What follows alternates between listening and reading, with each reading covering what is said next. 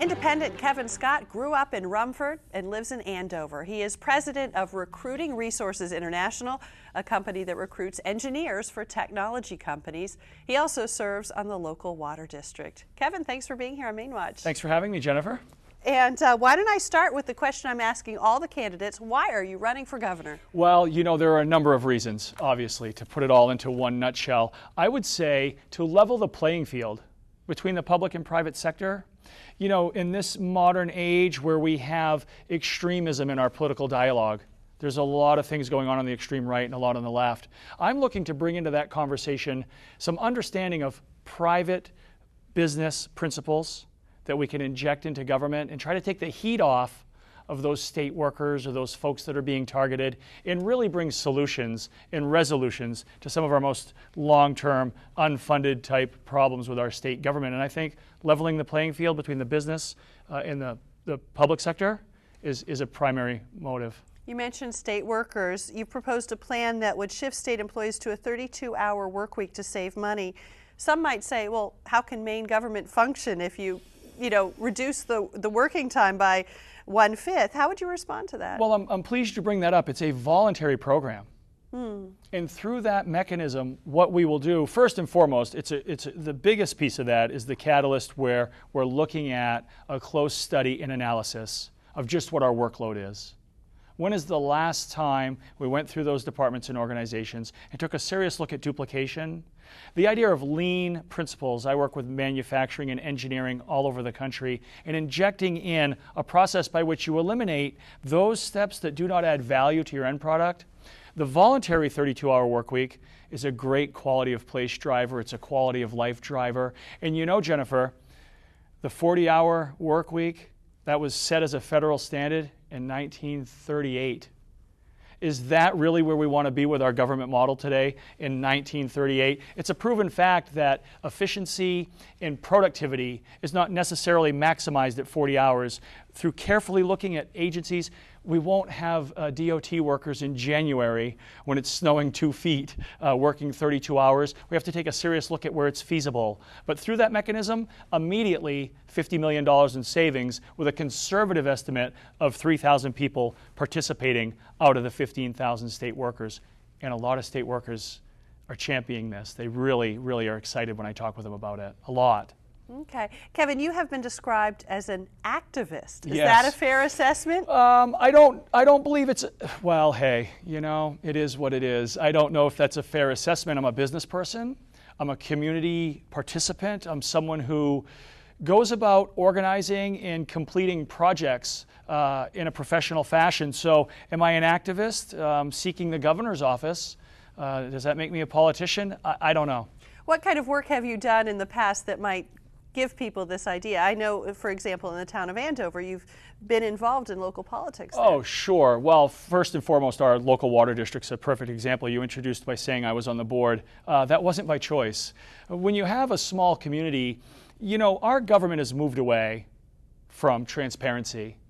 I think we're all aware of that, federal level, state level, not citing individuals, but just this groupthink that has gotten us, the dynamics of public policy. I am a government and politics degree major from George Mason University and understand political science.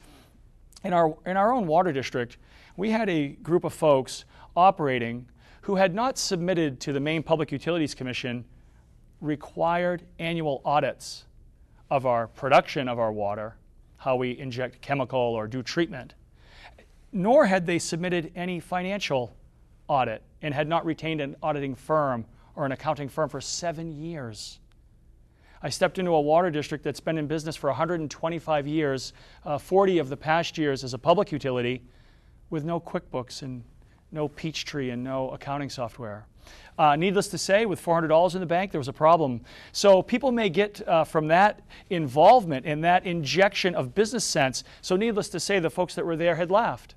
And the new board is doing extremely well. We've paid down huge amounts of USDA debt that was used to finance a project for the water district some years ago. And the community is now buying in and getting more involved. And we have public hours for the first time, an open office.